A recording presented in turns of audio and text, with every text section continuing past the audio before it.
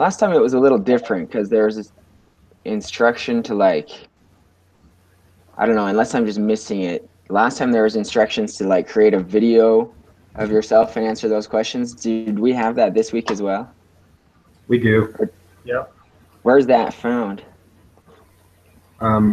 If you look at the runway case, there are.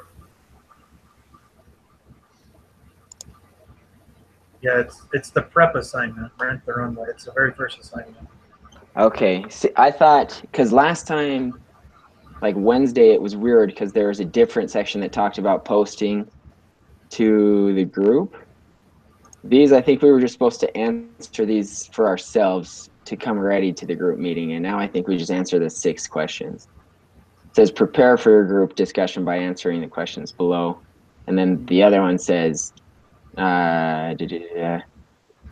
spend an hour discussing the questions below. So I think we just do the 6 questions. Last time was weird because there was that whole other section that was talking about uploading a video and then replying with a video. But that was a different set of questions from both the paper and the group discussion. I don't think we have that this time. I don't think we had it last time either. I don't know, it was weird. Yeah. Yeah. Okay. Yeah, let's just jump in. Let's do the 6 then. Yeah, that's fine. Okay.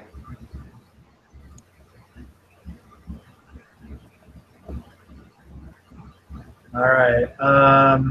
The first one's a prayer. Somebody want I was to? gonna say, well, I can handle number 1. Sounds good.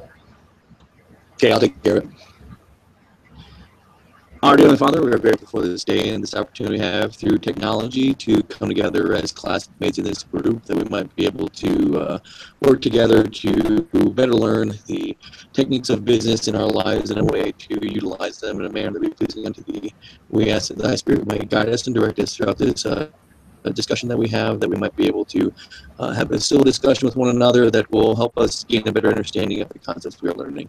We are grateful for all we have in this university that we have to learn through, and these things we pray for and do so in the name of Jesus Christ. Amen.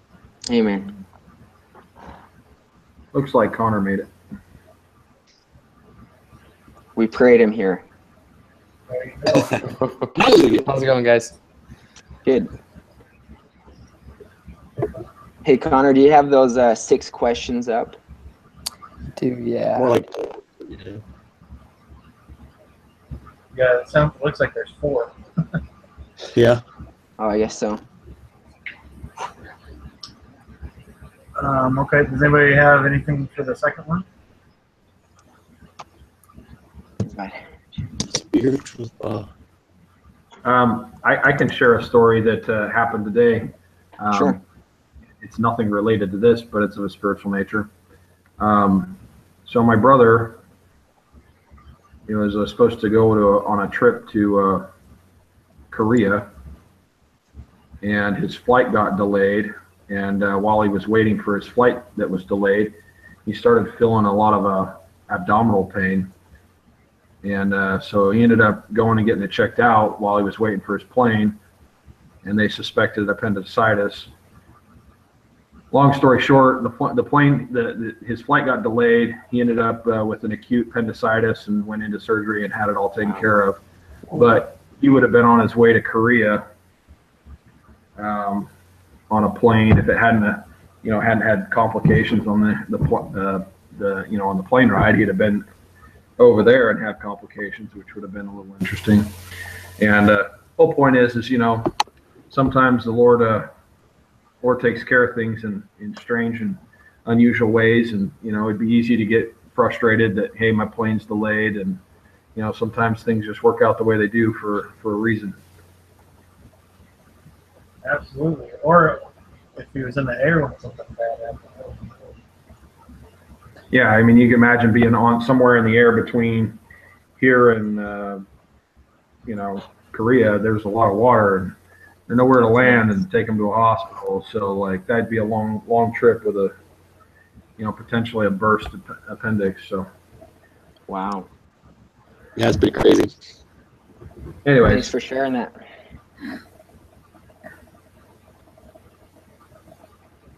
Okay. let's jump into these questions then.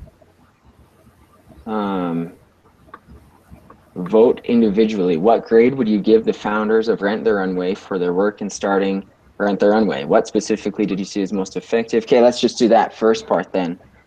I guess everybody think of a grade. Make it like 1 to 10. Yeah, or like A minus, B plus, I don't know. Whatever you're feeling. I've already got something in mind. So I'll go ahead and start. I'd probably give them a B plus. If not an A minus. I think they did an awesome job, especially for two people who had little experience in the world of fashion and designer clothing, little to no experience. But what they did do is they did a great job of connecting with people and networking and getting out and hearing people's opinions. So anyways, I guess we'll discuss the other questions, the other parts of this question a little later, but I guess that's what I would say is a B plus, A minus. I would agree, probably in the A minus. One of the things I think they did really well with is they, you know, I don't know if you noticed, but as far as that initial portion when they were trying to like work through the initial part before they even incorporated, is they pivoted a lot between what they originally thought they were going to do and what they ended up with. Every time they met a little resistance, they thought of a different way to approach it. You know, whether it was just you know, hey, we're grooming potential customers for you, or hey, we're not gonna have you guys pay for the stuff, and we're gonna actually buy it ourselves. It just seemed like everything that they thought they were gonna do, they ran into a roadblock and then they changed, and they just kept until they got to something that was workable. Right. Well, if I can add on something to that, even just kind of going along with what Parley was saying, it's very progressive. Their business, their whole business model, the work, the foundation that they put in is very progressive. And to go along to your point as well, the relationships that they built, not only did they not know anything, but they were like, hey, you know what? It doesn't even matter. This is something that we love to do, or that we love to see people happy, right? So it was very progressive in every single nature that they did leading up to the final end, right? So Connor, what would you give them? You know, I agree with the A minus. You know, there was the part where they were doing so well until they started relying on like their Harvard friend who told them about the company up in Canada. I designed, yeah. And I was like, oh, come on, like you guys, you're doing so good until this point. And you know what you do? You run into flaws everywhere, right? It's going to happen no matter what. But for them to kind of just rely on just that word alone, it was like, you know, could have just done a little bit more. No Google's around in 2009, so come on, you could have just done a little bit more research, right? Totally. So Yeah, They didn't hesitate to fire people, but they were running through personnel pretty quick there at the beginning. yeah, oh yeah. So I say A minus. Sorry, that's what I'd give them. No, you're good. Alex, Hey, Justin?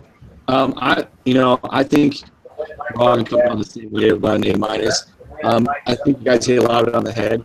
But even though they did struggle with their friend from Canada, you know, they were right on ball to get on and find someone else. So they weren't just giving up like some people might have done. So and I think that while they were ready to jump right in, they still made sure they covered all their different points of view, or whatever you want to say for that, to make sure that what they were getting into wasn't going to burn bridges just because they were so excited to put this idea out.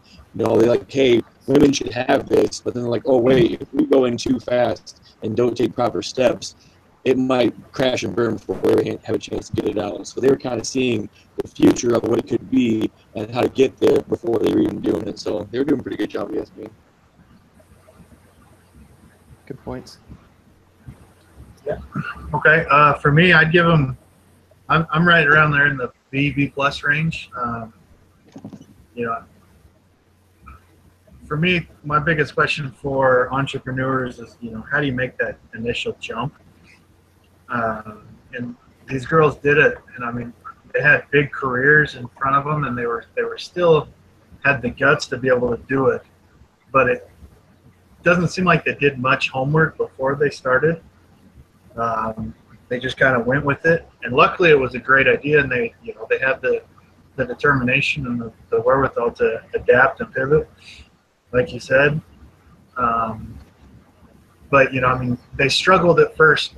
They didn't have any investors in mind. They didn't know who they could trust.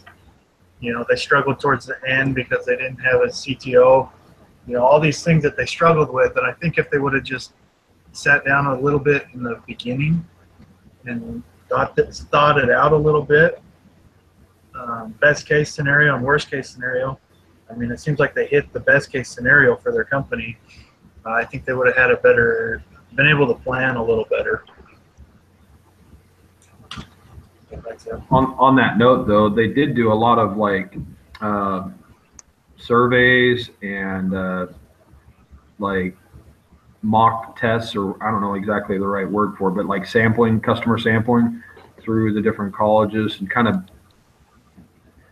they did a lot of testing to make sure that their hypothesis or their model was going to work. Yeah, they did do that, but they didn't do anything other than know the customers wanted their product. Yeah. And that was a little later. That was after they had already talked with Bain Capitalists. I think in the case study, it talked about that before.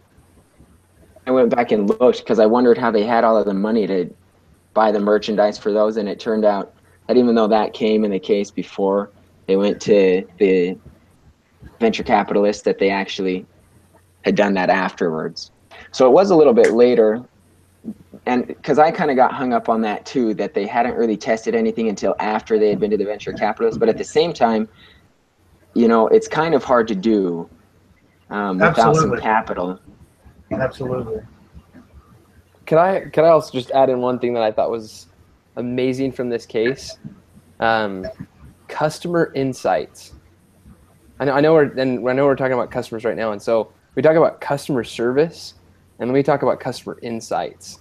I thought that was the coolest, most ornate thing. Was not only were they all and they talked about how people were it was anybody, right? Anybody and everybody was all on board. If it was starting to get busy on calls or whatever, everybody was jumping on. But customer insights being so paralleled with the mission statement and being able to bring up, hey, you're not going to go unclothed, right? It's those, I don't know, working for a company right now and seeing just customer service and how you can modify it each and every day. But then seeing these guys and how they started off and they said, hey, listen, we're going to have customer insights where we'll tell you what you need, we'll tell you what it fits and how it looks, and we'll tell you what our mission statement is, and we'll make sure that you're taken care of. It just goes above and beyond. So a lot of customer focus, but that was really cool. Really cool point. No, I think you're absolutely. Right. So look, when I first opened the case, I had a bad attitude. I was like, we got to read 20 pages worth of renting dresses. That's not anything I'm interested in. Totally complain about it to my wife. Yeah, but it ended up being one of my favorite case studies that I've read so far. I've read quite a few through my time at BYU Idaho. It was very in depth, and I really enjoyed reading it. It was an easy read, and I enjoyed what they did listening to them. Yep. So just kind of finishing out this question 3 then. It asks about the order, and I guess we talked a little bit about that, but what do you think about that? It asks, does the order in which they took specific actions matter? Well, I think so. If they would have just gone straight to launching and just seen how it would have worked, and then kind of worked on a website that was a little easier, better, worked on customer service a little bit better, I think they would totally flopped. But since they found out what people wanted, they knew that, hey, we could send people dresses from the internet without them even being able to try them on, and they would like it, but let's send a second one just to be safe. And we got to make sure our website's awesome before we ever launch. They did a great job from start to finish, or start to launch, of getting an idea and a website and a business that would truly captivate the audience that they were seeking to get and increase their likelihood of word of mouth to get more people to even come. So I think if they would change the order in which they created this business, it could have totally devastated their chances of being as successful as they have been. Yeah. On that note, the as far as in another class, in another book, one of the things that was brought up, one of the largest reasons why startups fail is because the owners, one of the reasons anyways, is it's very easy for owners to get wrapped up in making sure their back end is like perfect, making sure that we have, everything lined up. Like in their case, it would have been their website and the reservation capabilities and all those things all lined up and perfect. And the point of this was you have to focus on the customer and getting sales. The back end can come later. And I think they did a good job with that. I mean, their website was basically rushed right at the last minute to get it up and posted. And they're like, we're going to run with it. And but their customers were all happy. And they can work on that website going forward and make that back end good. But they can do that progressively while they're still focusing on sales. Sales are what make a business go, not the back end. I've made that mistake on one of my business I started, man. I had everything all set up, and you know what? Having everything set up for automation of shipping and whatnot doesn't do you any good if you don't get any sales. So, True. That's an interesting insight, because I kind of, that went against the grain for me when they launched, and their website had only just finished being designed. So I kind of had to pause and think about that as well, because I thought at first that was just nuts, that you're an online retailer, that's what you do, and your kinks aren't even worked out at launch. But that's an interesting insight to bring to the table, especially from another class, that you're right, there is a lot of importance in just pushing sales. Well, not even that. I mean, if it worked 20%, they ran with it. That's man, I just shook my head at that. But then at some point, you're right. If you wait around for all of the kinks to be worked out, you're going to be sitting for a long time. So I guess you can run through all your put some pressure. It puts some pressure on you and gives you a reason to get things done, I guess. You can run through a lot of capital making your back end good. It's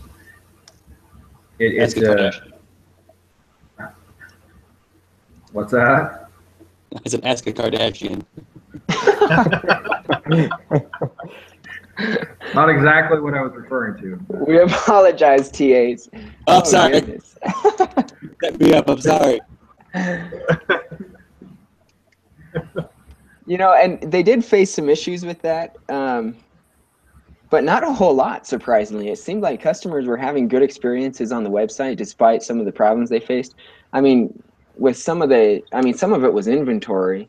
They had tons of people waitlisted, but honestly, as far as the website goes, from what I could tell, people were having good experiences. There were some people who were abandoning the shopping cart early. And you can attribute that to confusion and checking out, but you can also just attribute it to people pulling out of the buy. You know what I mean? Right. So I think you're right. What the cost was going to be in the cart compared to what it said lined up and whatnot. Yeah, I think. And I also think that, I look at I think it was important though, because their first website design, I mean, it was horrible compared to the second one, but they got it good enough so that it was more interesting. Because the first one, they were right, it looked teeny bopper, and the second one looked a lot more elegant and inviting, and hey, look at what we have. Yeah. But 20% was good enough for them to get people to jump in.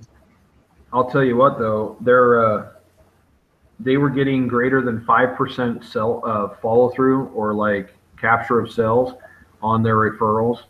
Like, just, I don't know how many of you have done online retail, but 5% is absolutely phenomenal. Yeah. I think my online store was getting something like a click-through rate of 2% from paid advertisement, and of that 2% that was coming through, you know, you're talking about maybe a fraction of a percent that actually buy stuff, not 5%. I mean, that really stood out to me. I mean, if they got a 5% conversion rate on referrals, I mean, that's really good. And in 2 months, they already had 12% of their customers return buyers. Yeah. I mean, that element of it was just really impressive. Yeah, thanks for bringing that insight to the table. Yeah, I didn't know that kind of a rate was a good one. So Yeah, I thought 5%. I'm like, yeah, well, whatever. Yeah. Well, I mean, I've seen 50,000 people come to a website and not a single one of them make a purchase. Wow. Not because they're just browsing. You know, it's not like you, just because someone comes to your website, they're going to buy stuff. I mean, think about it yourself. Like, how often do you go to a website and you not buy something? I don't know. Amazon's pretty tempting. Amazon. Bar Amazon. Yeah. Yeah. I love Well, but I mean, most retailers, if you go on there, you're looking for different things and you're just kind of browsing. Totally. So- Price checking, whatever it is. That's a good point. Yeah, absolutely. Okay, I think we've nailed question 3 there. Let's look at question 4. I had to do some quick research to remember some of these terms, and you know, I knew loose definitions of them, but sharpening them up. Anyway, so it says, have the founders of Rent the Runway validated their business model? I guess we'll start there because I think there's plenty to talk about right there. What do you guys think? Absolutely. You know what? I'm so sorry. Is it Tony? Yeah. Could you read the whole rest of that question? Because I think, honestly, that whole question alone, I know there's a lot of pieces to it, but I feel like these are Just all little tackle it pieces. all at once Yeah, then, just huh? tackle it all, because it's, from reading through it, it kind of sounds like we're all kind of little pieced together. But if we, I mean, up to you. I'm sorry. Up to you. No, you're good. Makes No, yeah, perfect no, sense. that's great. I mean, we're already at 30 minutes, so we should probably get moving. What is a business model? Be specific. The reading highlights 4 components of a business model. What are the key elements of Rent the Runway's business model? What does it mean to validate a business model? And how do you know if it's validated? Which elements are validated? What evidence do you have to support your position? Invite others. Okay.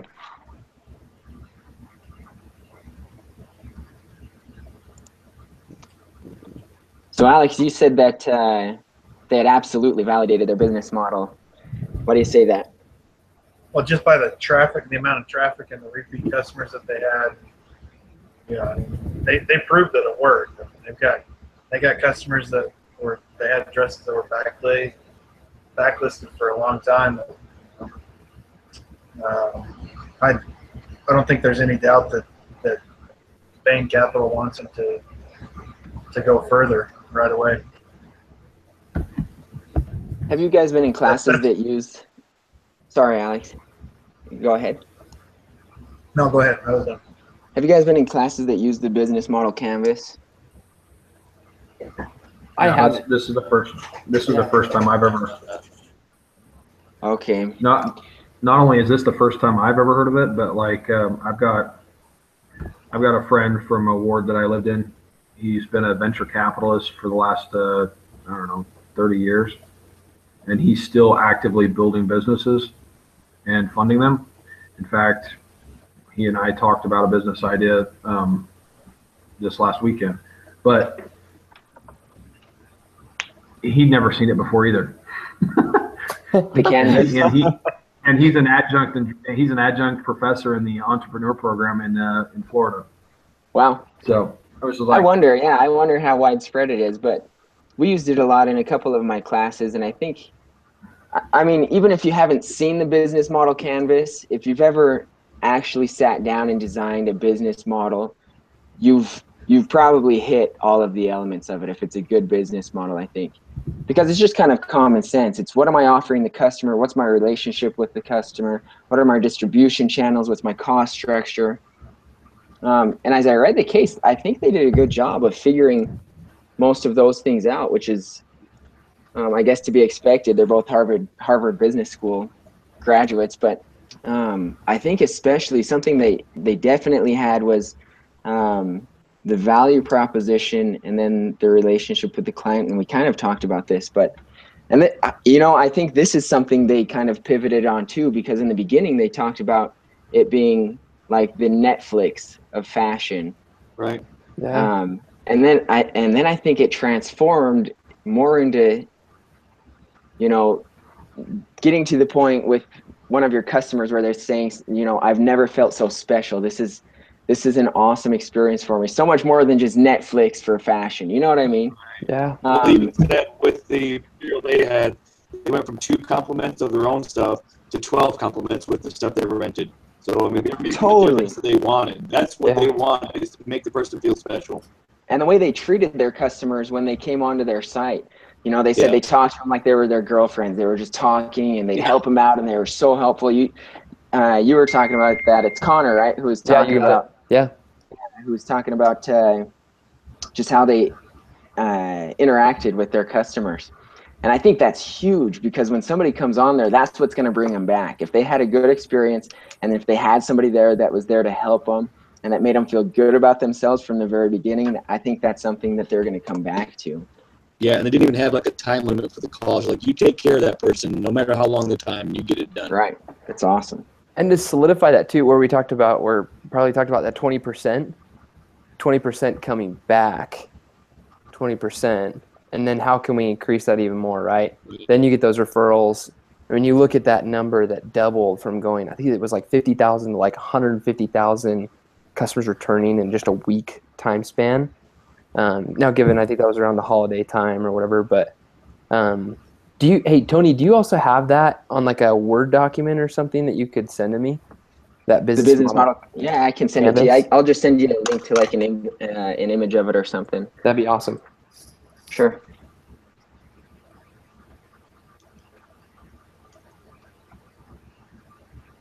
I'll just take a whack at this question too. From what I understood about the business model, now given I didn't have this canvas, so it was mostly just, okay, I listed out all their points on just a Word document, just progressive, like I had mentioned before. It was very progressive, and so for themselves to, where it was all pre-thought out, where you have these 2 gals who, I believe they both have operational backgrounds. It was really cool. And so I immediately jumped to it and said, yeah, I'm validating that for what they're doing, the pre-process or that pre-discussion or everything that they put into it and then stuck to that plan. That's basically, when I thought business model, I thought, okay, they put a model out, you follow that model, right? And they're following it to the T on everything that they were doing. So I gave them a stamp of approval on that one. Nice.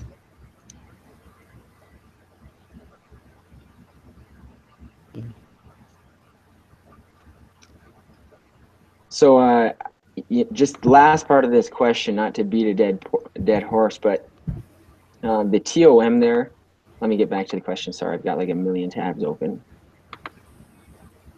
Right. So that's, if I understand correctly, target operations. And so, because this is kind of a big part of the hypothesis and the decision they're trying to make, where do they want to be operationally is kind of what I had to ask myself. And where are they now? Any insights on that? Well, I think that, as we read, she even set dates, like, hey, by this date we want to launch. By, I think it was January of 2011, we want to be able to grow. And then it happened, 6 months sooner, 8 months sooner, I think it was in April, where they're like, oh, wow, we're at a point now where we're growing so fast that we need to get more. But they were hitting their points. I mean, like launches and stuff, they made a plan and they were sticking to it. So, I mean, the growth part you can't always put to a calendar, but the other stuff they were doing, like, okay, we've got a target, we're going to hit it, and we're going to do it. And they did the best they could to make it happen. even though they had, especially like with their website and things like that, they had so many hurdles to overcome. But like, hey, we got to get it done. We're launching this state regardless. Right. And she also had a deadline. I mean, she had job offers on the table starting in June. Yeah, That's right. And think how crazy that would be, right? I mean, I try to put myself when I read that, I was like, okay, let me try to think of this. Okay, so I'm a Harvard business graduate, right? So I could basically, if my grades were good enough, I could basically do anything, right? Yeah. Um, Probably with a great income. oh yeah, oh exactly, right? You're already, I mean, probably starting off with a 6-figure income already, That's right? what I was thinking. And so I try to think of myself, okay, I'm starting this company. I got zero, right? In fact, I got debt. I've got so much student debt. I mean, unless, I don't know. But I'm just thinking, now, how over stinking whelming would that be? If it's like, this has got to work. Like, this has got to work. Oh. But along those same lines, they were both just barely out of school, so I think it took a little bit away of the risk too, because of like, hey, I got job offers now. If we spend a year doing this and it totally tanks, I can probably still drum up some pretty good offers. That- so I yeah, think there was that like, oh crap, I'm really going to turn down, $100,000 a year job with benefits and an office of my own to go with some other girl to rent dresses. So. Oh, the agony. That's just like, that's the worst. Especially being a Harvard business graduate, you're a Harvard business graduate and you fail the company, which could hurt their resume. Oh yeah. Yeah, the biggest thing I think we're missing is that they acquired $1.75 million to start the idea. But like, if you ever tried starting a business, coming up with capital like that is the most difficult part of the whole business. Well, it's There's a funny lot of because great ideas out there. they caught Bain at kind of a funny time. They had just missed a huge opportunity, and Yeah. they were kicking themselves over it. So he was primed and ready for that deal of a lifetime, and he thought this was. Totally, man, and that's kind of funny to think about too. How you miss something, it goes big, and you're like, dang it. And so I wonder how much that influenced their decision to invest. Keep pursuing it. Yeah.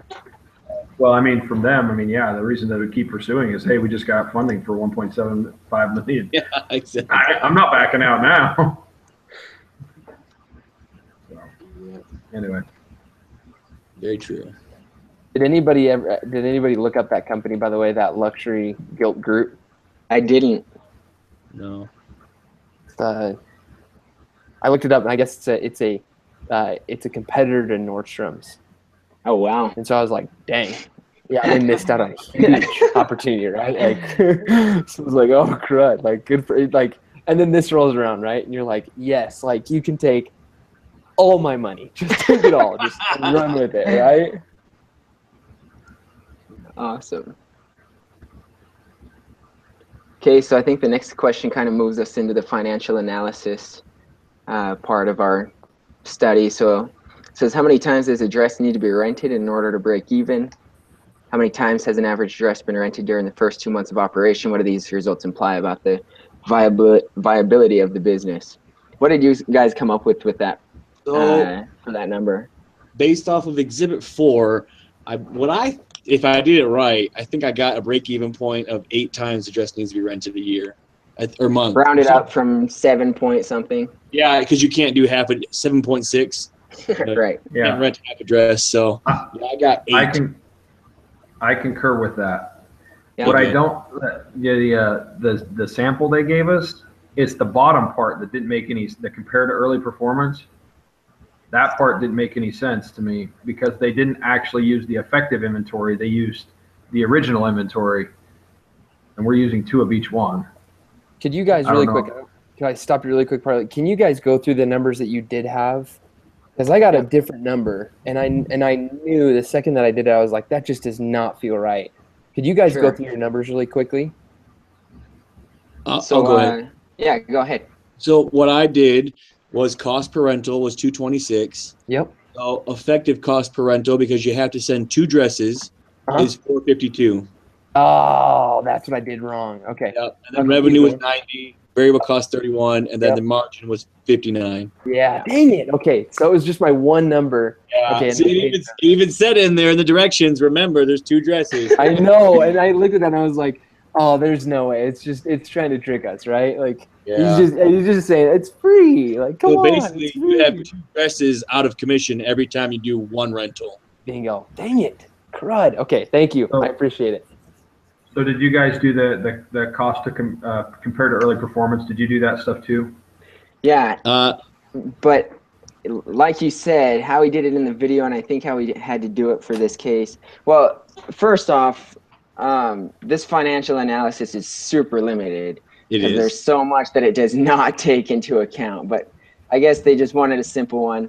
So what I did is I figured they were open for this first number, they were open for 2.25 months when they by the time we're looking at this financial analysis, right? And so they had 2,000 total rentals in that time period, and so I just had to divide it. I just did 2,000 divided by 2.25 months to average out the rentals per month. Came up with 889, and then dresses in inventory, if I'm correct, which tell me if I'm not, was 1,000. They had 1,000 dresses by the end of that period, right? In December, yeah. Yeah. Yeah. Okay. So I had the 1,000 that they had in inventory, but where was the rentals in the period was 2,000? 2,000, and it's kind of tucked in there. I think it's on page 7. Talks about how, yeah, over that entire time period there were 2,000. And so what I did. Sorry, go ahead. Yeah, no, that's okay. In the video, he did just the first month's rentals, but Right. we didn't really even have that. And it's What I did to kind of guesstimate the first month, because they said the first month they had 800 dresses, and then by the end of December they had averaged a 60% rental per month. So I did 800 times 60%, which was 480, because we're trying to figure the first month's rental. So even though the next month they had 1,000, I stuck with the 800. And so, which gave an average rental per month of 0.6, which gave a utilization of 7.2, which means that every dress they were renting, they were still losing $27.20. right. I'm And not- you know, and I played with that 60% figure as well, but I got to the point where I'm like, why would I use only the first month? If we have data for other months, you know, maybe it would be beneficial to use that in my projections. But like I said, there's different ways to do it, and you know, there's all sorts of assumptions you can make. Yeah. So this is limited on data. that's the way I went about this, and maybe this is I had the 1,000 dresses is what I used, but the effective inventory is only 500. And it said there were 8. I didn't think about that. Oh. So they can Now, only what ship would off. you say? So, did you just put that as the number of dresses in inventory then?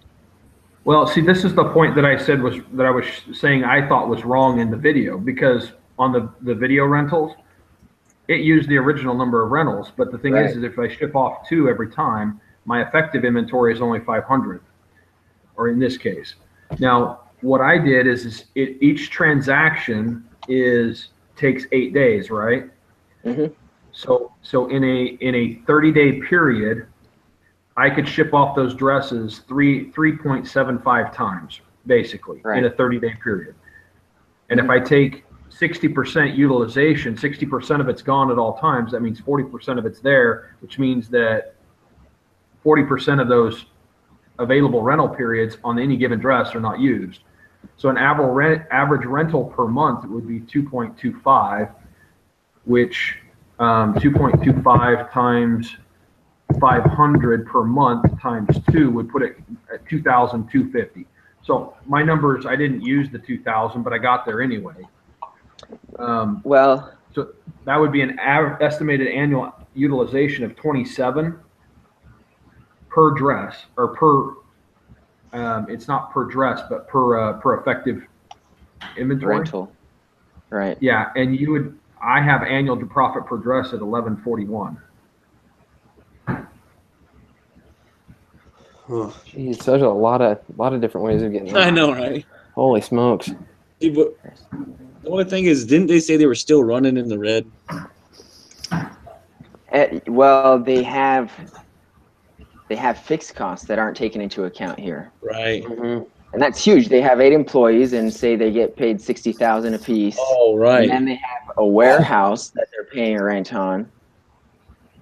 But the thing that this model doesn't take into account is growth. There's no way to take growth into account, and they're going to grow, and I don't know. So it's a tough model. I guess it's just very basic to give you some sort of an idea. 10-4. All right, guys, go ahead and get mounted up. I'm at work. I know. I'm just kidding. Here, I'm gonna mute this. I gotta. Gotta what? We'll never know. We'll miss you, Alex. We promise. We'll miss you, buddy. He works for a gas company. Anyways, but I guess we all got to the same break-even point on the dress, right? Yeah. Okay. Yeah, that's the I'm important happy stuff. with that. Yeah, seriously, I was about to say. I can live with that. The other stuff is really a lot of speculation. So Yeah. It's like it's more like interpretation of what the data may mean, because there's, without actually seeing more data, like there's no real way to have like a concrete, like, oh yeah, this is exactly how that worked. I mean, in accounting, you have, you've got two sides of the equation there, and everything adds up in the end, whereas this is like, I'm just throwing out numbers and guessing. Can I also just say how grateful I am that I'm not the only one who didn't get that second part. I'm so grateful. you're probably not the only one who tried 50 different numbers. I seriously did. I was like, I don't Sure. get this. Like, this is so stupid. I keep coming with a negative number, and I'm like, there's no way they're in the negative. The TA is just shaking her head, man. The She's only just reason going, why I "These thought a idiots." negative was possible was because it was the first time they launched, and so I could see that they could lose money each time until they got a really good model going. So Yeah, that's a good point. But I guess Well, if it makes you feel better, on the previous one, on the Dropbox one, Yeah. I forgot, I didn't see that those storage fees were for 1 month. So I'm like, man, Dropbox is doing awesome. All my papers, like, they're awesome. they've got it. Because it was 1/12 of their costs, as opposed to like, oops. I guess the important part of this question, I guess, is what do these results imply about the viability of the business? And I think that wherever you have them, the break even is 7.7 on those dresses. And I think that totally supports the viability, that if this, they can expand, and there's so much room for expansion right now, they can definitely become a very profitable company. yeah, Okay, I think though they're gonna have, like, if we were talking about renting like a lawnmower, getting more than 7 is probably pretty easy, unless you're getting those same set, that dress is going out like 7 every 8 days and being out. You're gonna run into an issue where I can't use the same dress for an entire year, because one, it's now not the Out of trendy style. thing, Yeah.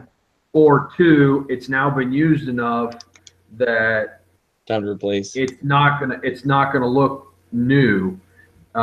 So somewhere in there, they're gonna have to, like, depending on how that is, and this also doesn't take into account of you're talking about an $800 dress or $1,000 dress, so it gets used 10 times. Is it not worth $1,000 now? Is there some resale on it? There's some other things there to play into it. But just because, oh yeah, we could use it for 27 times for the year, doesn't mean that it'll actually last 27 times. But I think that's also why they're extremely smart to work with an extremely high-end dry cleaner to use the best chemicals for cleaning, so that they could keep it looking brand new as long as possible. But you're right. If someone trashes it, the $5 insurance they bought is not going to buy another $1,500 dress. Or if they hold on to it for 16 days on accident instead of the 8. I mean, there's so many variables that could change how often a dress can go out. I also just want to say right before we move on to question 6, or the last one, Okay, we're all worried about other points of this case, and Parley's worried about the depreciation of a dress. Well, I was just thinking, I've never sat around with so many guys just talking about dresses, so a lot of fun. Well, you know, as soon as you wear it off the line, it loses half its value. Okay, Tony, take us to question 6, dude. So I Okay, think my depreciation thoughts were actually like, you know, Hey, that's I was pretty they're- safe with They're that. viable. They're validated. You're on point. Okay, so we're going to take it to a vote. Alex, are you still with us? We lost him. He's sleeping, dude. No, I'm here. He's still there. He's I'm just, listening. Oh, he's here. Lost Yeah, him. I'm still here. Okay, I'm I guess- listening with one ear. So.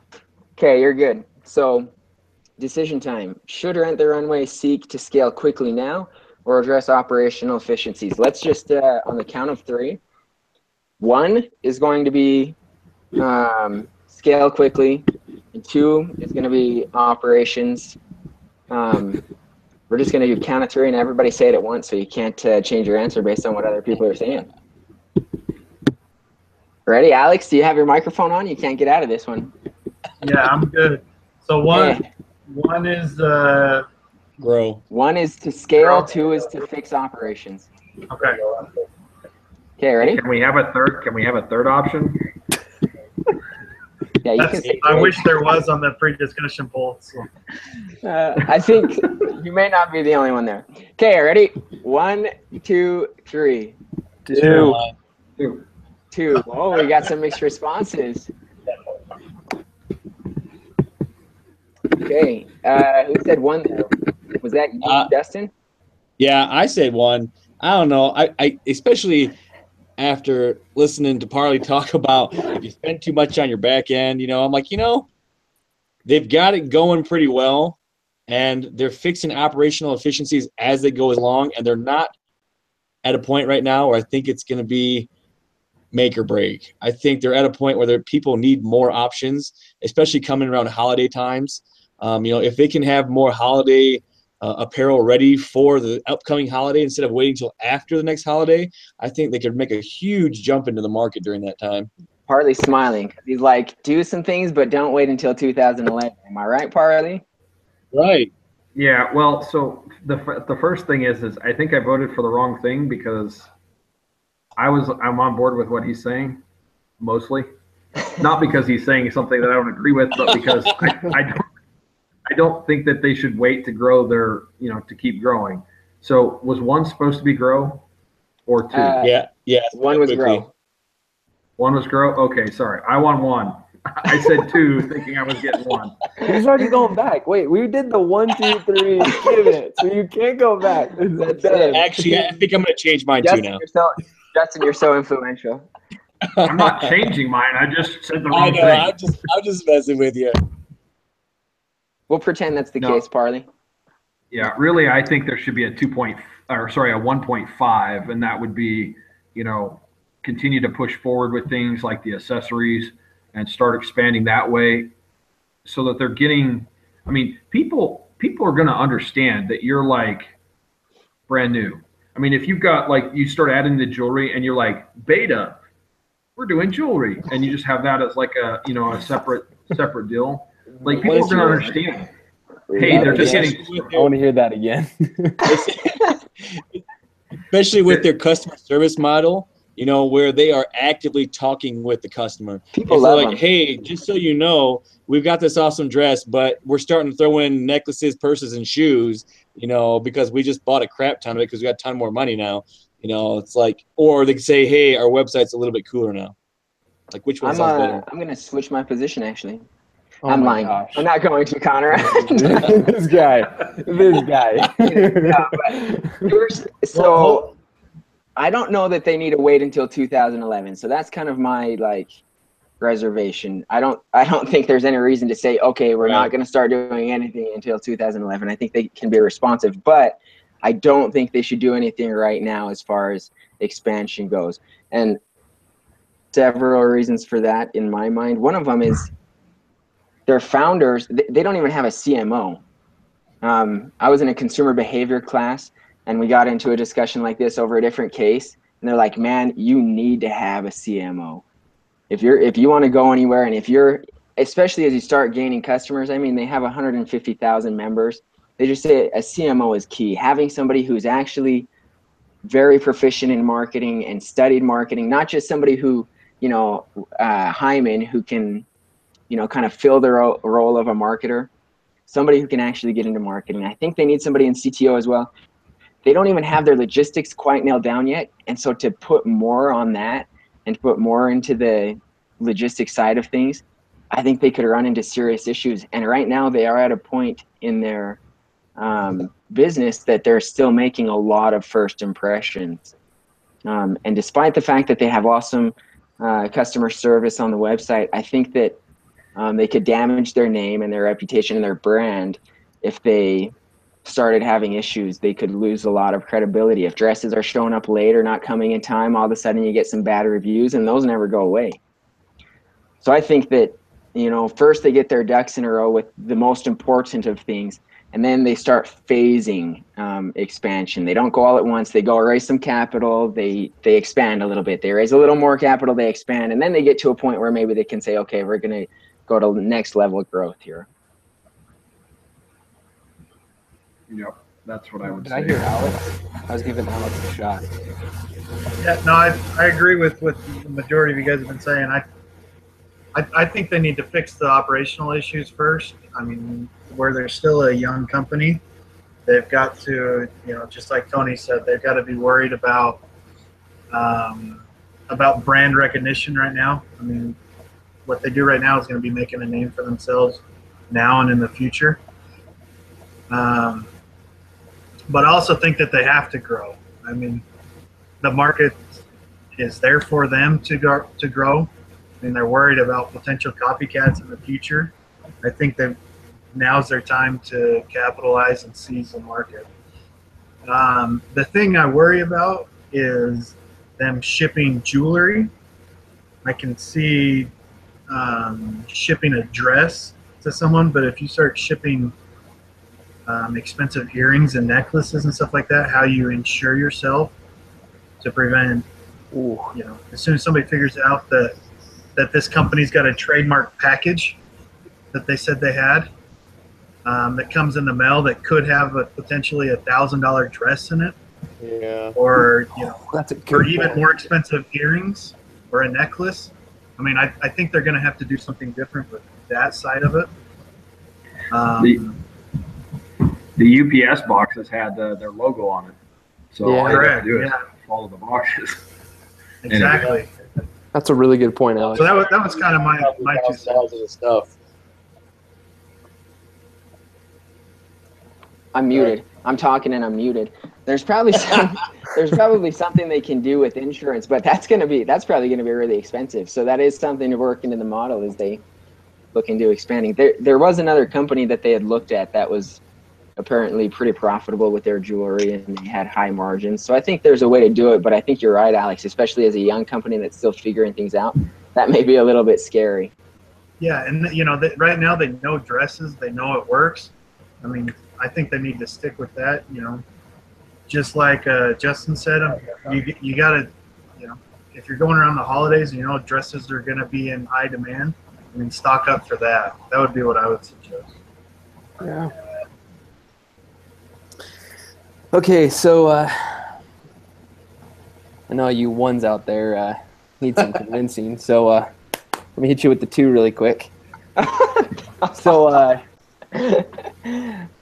Don't hit us with the 2. I'll hit you with the 2. With the 1, 2. Here we go. The thing that stood out to me, that I was like, ooh, you got to work on that, was when they were talking inside the case about, I talked about it a little bit, where call volume goes up. When call volume goes up, you lose department heads. You got your chief merchant officer or whatever, he's on the phone. You got the other gal who's over development. She's on the phone. Okay, and I know it's gonna cost you money, but fill those spots. Make sure you have ample enough so that operations will continue. It's a well-oiled machine. You can focus on your specific role. And I know it was like, hey, they're coming into the business and they like kind of test the waters with them and say, hey, how do we feel in here? Which is great. Hey, that's awesome. But I totally agree with Tony, because the company that I'm working for right now, we lost one of our, I see you. That's a shout out, buddy. Anyways, so we lost one of our department heads to UPS. And from just that, it was like maybe a week and a half, 2 weeks. Like, it really wasn't that big until that position was filled back up. We were growing, and so it was freaking chaos trying to fill that department head in order to sufficiently hold those reins and keep control, right? And so I think operationally wise, you almost have to like think of that jar analogy where you put the rocks in and then you put the sand in. Think of those rocks as like kind of that stable foundation, and pour all the other sand in and let it fill in the gaps. But that, my boys, that's the reason why you should have picked 2 instead of 1. That's it right there. No, I agree. And to add to that point, because I was a 2 as well. That's my boy right there. His name's Alex. If, I don't know. It kind of stinks. if you have 8 people right now running like they do, add another 1,000 dresses to it and see how well they keep up. I mean, they have to do something operationally to make things more efficient. And in the number one's defense, Yep. So, those are things that can. Sorry, man. In their defense, because those poor number ones, those are things that can be done. You know, those aren't impossible things. Those are things that can be done, and they're feasible. And so that's why I kind of take the side of, you know, just do it, but don't do it yet. You know what I mean? And don't wait until 2011. You know, if things go poorly, you may have to wait until 2011, but don't throw that date on there and say, we're not going to do anything until 2011. Do what needs to be done, and maybe surprise yourself with how quick you get it done, wanting to expand, and then go ahead and move on to expansion. what I hear about this question really is that honestly, they should be doing both of them concurrently, because they should be getting more inventory and training new people while it's somewhat of an off season. You know, it's a little bit slower. So if they hired more people and had more stuff and got it all done at once, they could have a crazy awesome holiday season. So it's really, I would probably say it at 1.5. It really is, because, you know, they need more product, but they need more people to know how to control the company so that product can make it where it needs to go and back. So, and you know, the benefit to doing it in phases, I'm still at 2, Connor, don't you worry. But the benefit, another benefit that I just thought of doing it in phases, is they talked about how, because they had already had so many sales, if they were to order inventory, they'd have a lot more information to go off of getting the right kind of dress. You know, if they were to do it all at once, and if they were to do it right now, they're still pretty limited on what they understand. If you can order a little bit more and then see how that goes, and then order based on that and see how that goes, I feel like you'd be safer in buying your inventory, and you'd have less of your dresses that just aren't renting. You know what I mean? Yeah, there's a lot of danger. Girls haven't done anything safe yet, though. I was going to say, there's a lot of danger getting the wrong inventory. No, that's right. You just get stuck with it. Yeah. Yeah. And what happens? What happens to those dresses when they leave that lot? Tell us, Parley. They depreciate. I'm sorry.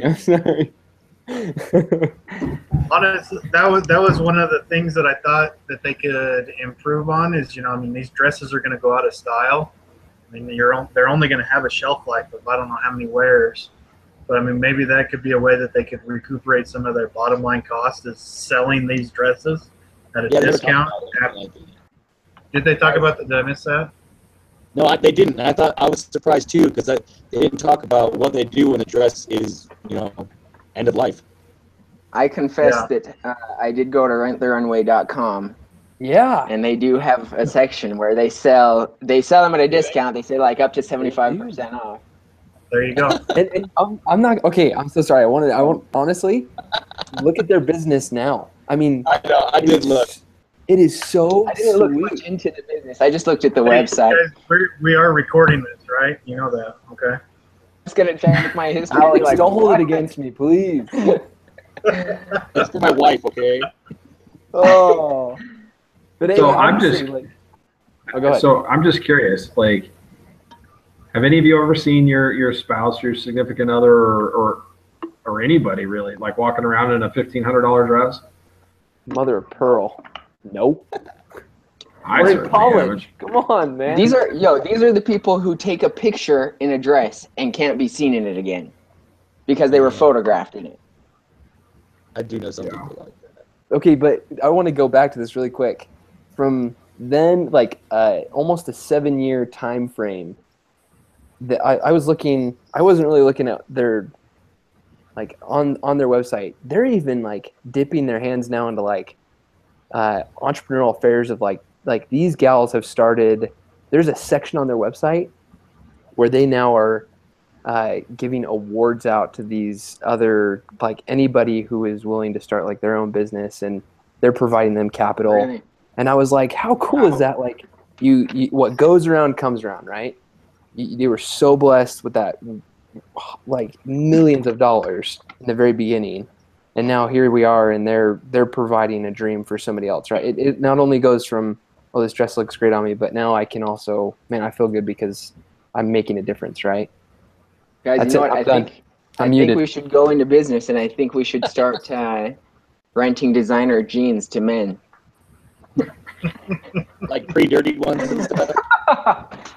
The washed out, yeah. Pre-holes, got holes in them and everything. You're no longer a 2. I'm This taking is you gonna off the 2 this is gonna list be huge. now. I'm kicking you up to the 1s. Okay, guys, let's do our summary. Are we ready for I don't that? think the guy's side would have the same effect. Nah. I know I people. have a put on I that know perfect pair of jeans. I'm just kidding. Okay, we ready to Okay, do the Zach. summary? Do it. Okay. So I'll start. I think that before seeking to scale, that Rent the Runway should look to improve their operations. They have things that they can definitely work on. I think they need to get a CMO. I think they need to get a CTO. They need to figure out their website, see if they can improve conversion. I just think that if they start trying to expand, they're going to get ahead of themselves. They're going to make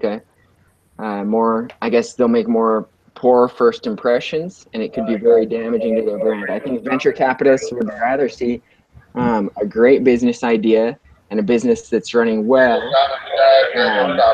looking for an opportunity to improve, than a business that's kind of struggling, that's looking to improve. Okay, I'll go right now because my work is on radio silence. So, Sure. I think they need to expand as well. I think they need, but at first I think they got to worry about their operational issues. I think if they can get to the point where they're comfortable and they are cutting down costs on shipping and receiving and sending everything out and getting it streamlined, that they're going to be more effective and have less issues when they start adding more dresses and further their product line. I think I don't think they should set a hard date like we talked about earlier. I think they should give themselves, once we get to this point, then we'll start it. I don't think they should, say, well, on September 10th we'll do it. I think when they feel comfortable and they get to a certain point, that's when they go for it. That's all.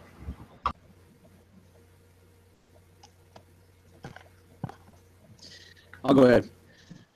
I feel like this is a loaded scenario, because I think that they do need to fix operational problems that they have, but I just don't agree with the timeline that they have set. I think it's very important to have more options available in their business so that they can continue to serve the market that they have. If they don't have the product that people want anymore, then they will have operational people operating that much. But I just think that, honestly, they almost have to go hand in hand together it can grow and be managed properly.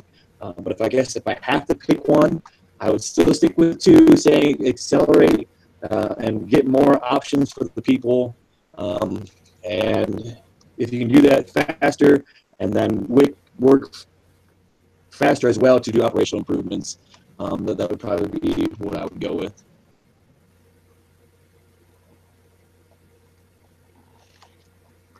Okay, I think that for me, like I said, the 1.5 is kind of where I would sit. I think they definitely need to work on some of those things and fixing those operational issues and refining their shipping process, their website. All that stuff can be ongoing as they start to develop their the rest of their business model. Which, looking at it, they really want to start adding those other things. Accessories and other stuff and more inventory, more options, maternity, the whole gamut. Honestly, I think maternity would be a great option. A lot of, that only comes around once in a while, and, hey, that's a perfect rental situation as opposed to buy another one. You know what I mean? So anyways, if they can add those things, they do it and start doing it kind of incrementally, you get more of a sustainable growth. Timeline, I think I agree that, setting a specific timeline saying, hey, this is when we're going to grow and it's either now or then, I think is probably not the best way to go about it. But if they can get some of those things tied up, those loose ends that are still out there, and then, maybe the best time, if they're definitely having a seasonal period, during the holidays, so November through December, I would say definitely a reasonable time to look at getting more inventory might be, or getting more capital to get more inventory might be as they approach that season, and not worry about it right now, but maybe start looking at, September, October, or maybe even August, September, start looking at, getting additional funding. Now they've had more time to gel everything. Their valuation outlook would be even better at that point, and then be able to do that instead of waiting until January of the next year. Which, at that point, you get a bunch of inventory or anything like that at that point, and now it sits for half the year because that's not the peak time. You're just wasting money at that point because it costs money to have that stuff sitting in the warehouse. You've got the depreciation, as mentioned earlier.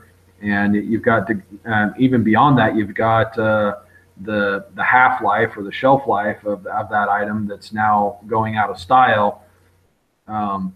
So, you want that inventory to be as current as possible.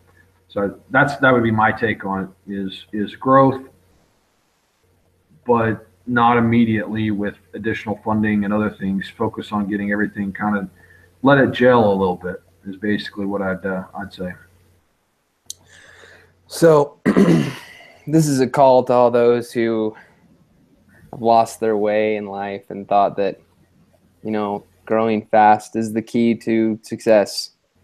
I will tell you right now that it's not. Come be with us operational people. We will show you the way, the truth, and the light of what happens when you set yourself in stone. They have already put themselves ahead of the game. They're already far ahead of the game. It's already taken them 2 years to get where they're at right now. No other company has come up behind them. Get your ducks in a row. Prepare yourself for the future, because the future's coming. It's rolling, and it's coming. So set your operational status up, whatever that might be. Get your department heads in place, and you'll be ready for success in no time. Like an advertisement, man. I would never even tell you if I switched to a 1. I would stick till 2. What's your emphasis, Connor? What's my emphasis? Yeah. Business management. Hopefully marketing. Entrepreneurship. It is entrepreneurship. So the question is, are you currently in sales or management? I'm in management. So I'm actually, I work as the regional manager over Canada for sales and operations for a company. Yeah. So a book I read recently, it talks about all of us have 3 people inside of us. We have the technician, who's the one that's actually doing the stuff. There's the manager, who is focused in the past, and then there's the entrepreneur, who's the one that's forward thinking and always going out and getting themselves in trouble. I think I know where he's going with this. Overexpanding. So you just fit the bill of a manager. Yeah. Now the funny thing is I can't remember the name of the book at the moment. I can't either. I was going to ask you what it was. It's called If You Seek the Truth Give me just a second. by Connor McCook. You know what's funny though is this isn't even like I don't plan on even using business in the future. I want to be a doctor. So Yeah. this is Oh well, Yes. you'll use business. this is hey, that marketing that's gonna come in handy. The E-Myth. Oh, the E-Myth email. Revisited. Right. That's right. Yeah. What was that? Yeah. B3. What class was that? B some 3 something. Or was that I don't remember. was Well, it was probably B Capstone? something. But Was it Capstone? 211. Was it 211? I don't remember. So if I said I bought the book and read it on my own free time, is that bad? I don't trust you. You're a 1. Hey, you guys So are awesome. Connor- Thanks for letting me join in your guys' group. I appreciate it. Hey, man. No, yeah, are you guys gonna be back? Same. Well, what we've been doing, Connor and Parley, I guess, is we meet. You know, we're all busy. We all work, so we usually meet the day that things are due at 9 o'clock. So that gives us time to do other classes and work as well, and then finish everything up for this class the day it's due. Does that work for you guys? Okay. Yeah, I'm in. I have on. Are you guys meet on Wednesday then as well? Yeah, Wednesday and Saturday. Yep. So on Wednesday I have another group meeting with my statistics class. That's the only issue that I'd run into, but I'd love to join you guys otherwise. What time to do it on Wednesday? I have it right at 9 o'clock. Of So that course. sucks. Yeah. So that's like the worst. What's the earliest that? Well, I don't know. I don't even know if I can do it earlier, man, because I'm always just finishing up right before the meeting. I have another case-based class that I'm doing, so I do 4 case studies a week and reflection papers. Have you guys written the reflection paper yet? Yeah. I haven't done it either. We better Can we get go on. an We've hour got 40 later? minutes. Okay, sorry. Get out of here, guys. Okay, thanks, guys. Thanks again. All right. See you. Okay. Bye-bye. Hey, Alex, did you start this one? Yep. Yeah, I'll send it out. Okay, do you just want to, just to the chat or whatever? Cool, man, appreciate it. When I close it, I won't be able to get back in here. I'll send it out like I Oh, have that's been. right. I'll send you guys all an email. Perfect. Okay, appreciate it. Okay, Thanks. thanks guys. Night.